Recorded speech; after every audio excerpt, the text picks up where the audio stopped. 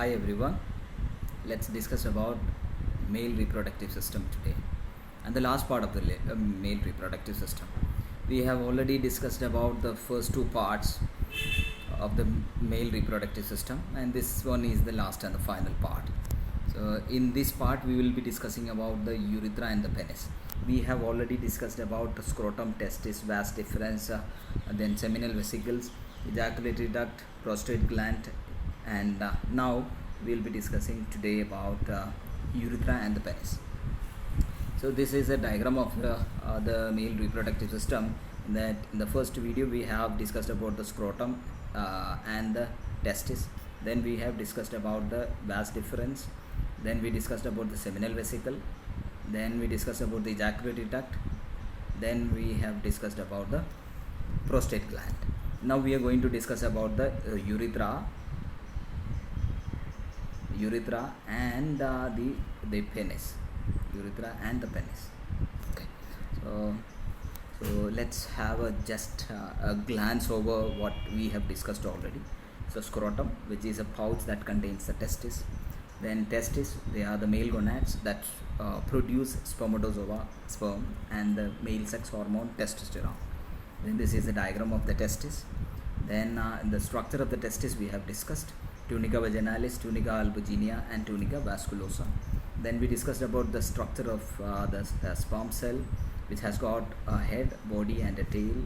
So the head, then the body, and the tail. Then we have already discussed about the spermatic cord. They are the cord-like structures that hangs the testis within the scrotum.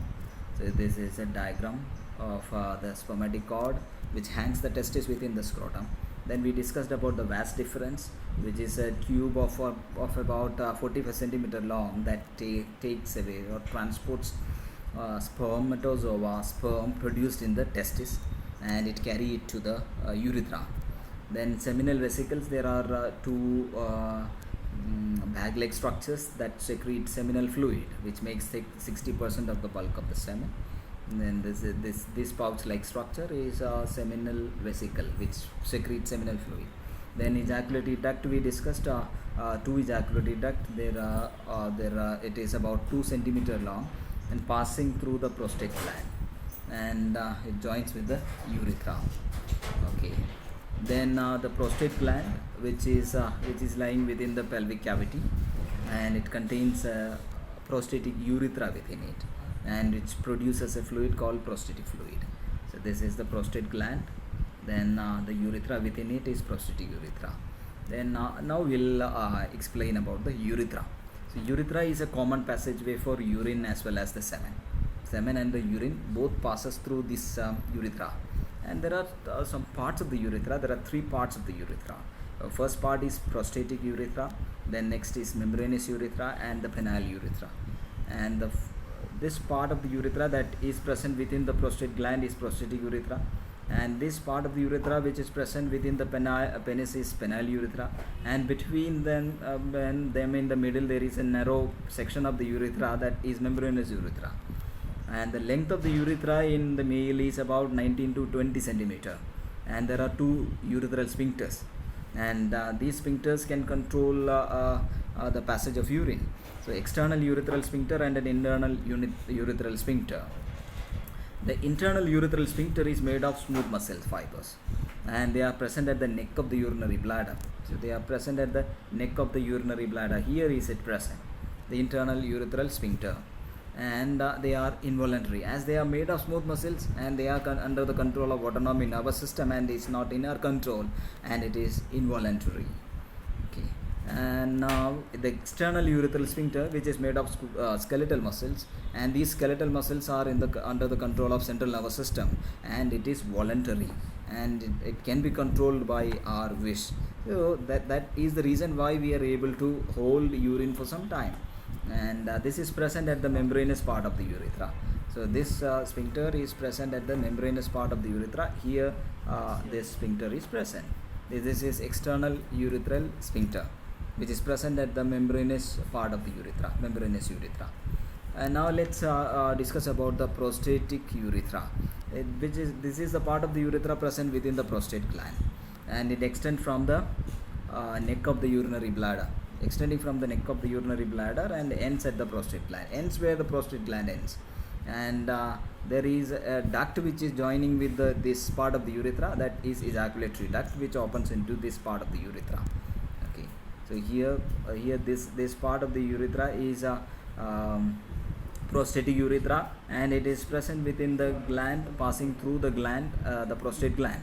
And here there is ejaculatory duct which opens into the prostatic urethra.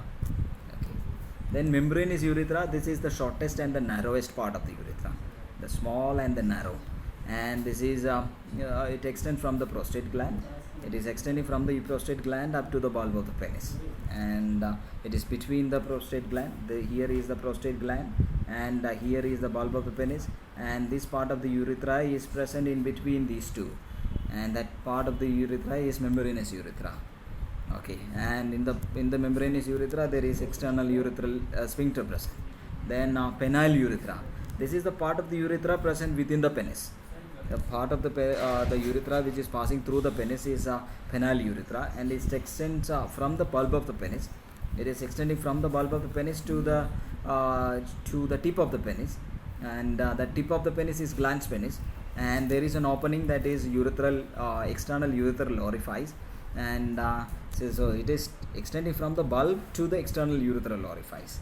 So you can hear here this is the bulb of the penis, and this is the tip of the penis at the glans penis. There is an opening there, that is external urethral meatus or external urethral orifice. So this is extending from the bulb of the penis till the tip of the penis. Okay. Then next we are going to discuss is about the penis. So it is made of erectile tissue and smooth muscles. Erectile tissue and smooth muscles forms the penis, and it has a root and a body. The root is the part which is present within the body, within our body, within the body cavity, and the body is present outside the body. So you can see that here. So this part, this is the level of the skin, and which is present within the body is its root, and the part which is present outside the body is the body of the penis. So it extends from the bulb of the penis. It extends from the bulb and extends up to the tip of the penis at the glans penis. So this is the bulb of the penis. It is starting from this bulb of the penis and ends at the triangular area called glans penis, the tip of the penis. Okay, so the penis contains penile urethra within it. The urethra passing through the penis is penile urethra, and is made of 3 cylindrical columns of erectile tissue.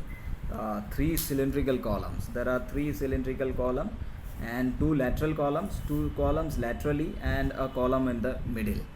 So it is formed of 3 cylindrical columns, and it has got a rich amount of blood supply into it. Okay, and if you see the cross section, this is a cross section of the penis where there are 2 lateral columns, and these lateral columns are called corpus cavernosum. And there is a middle column, and that middle column is corpus spongiosum. 2 lateral columns are corpus cavernosum, and the middle column is corpus spongiosum. And the corpus spongiosum contains a urethra within it. This is the urethra which is passing through the corpus spongiosum. Okay, the 2 lateral columns of erectile tissue are called corpus cavernosum, and the middle column is called corpus spongiosum, and penile urethra is present within the corpus spongiosum. So the 2 lateral columns, the lateral columns are called corpus cavernosum, and the middle column is corpus spongiosum. And this corpus spongiosum contains the urethra. The urethra passes through the corpus spongiosum and opens at the tip of the penis, at the external urethral orifice. And towards the tip of the penis there is a triangular area called the glans penis. The glans penis, this triangular surfaced area, the sensitive area, is called glans penis. And there is a double fold of skin covering the glans penis, and that is called prepuce, the foreskin. There is a double fold of skin that is covering the glans penis, and that is the prepuce, the foreskin or the foreskin. And there is parasympathetic stimulation. When there is parasympathetic stimulation during the sexual stimulation, they will be filling the erectile tissue with blood. The blood fills the erectile tissue, and because of the dilation of the arteries that bring blood into the penis dilates, and the veins that takes away the blood from the penis constrict. There is inflow of blood into the penis, and there is obstruction in the outflow of blood from the penis. So this causes an increase in the blood flow into the penis and prevents the outflow of blood from the penis, and this makes the penis to be filled with blood, and this makes the penis erect and filled with blood, and it becomes engorged, and thus it helps in the sexual intercourse. Okay. Then next is ejaculation. Ejaculation occurs during the male orgasm. During male orgasm there is ejaculation of semen. So ejaculation is the process of sending out the semen from the male reproductive tract. Then the spermatozoa, which is stored in the epididymis. In the testis there is a coiled up structure called the epididymis, where the spermatozoa is stored, and in continuation to that there is a tube called vas deferens or different duct. So during the ejaculation, during the male orgasm, the spermatozoa is pushed into the ejaculatory duct, the different duct. The spermatozoa moves through the different duct, then it enters into the ejaculatory duct, then into the urethra. So it is moving through all these ducts, and all these ducts, and in all these ducts there is a rhythmic contraction of the muscular wall. In the muscular wall, the wall is made of muscle fibers, and there is a rhythmic contractions that causes a forward movement of the sperm. So this is pushing it forward. So rhythmic contraction of the muscular wall of the different duct, ejaculatory duct, and the urethra propels the semen. It moves the semen forward. And also there is rhythmic contraction of the muscular wall of the seminal vesicles and the prostate gland. Seminal vesicle containing the seminal fluid, and prostate gland produces prostatic fluid.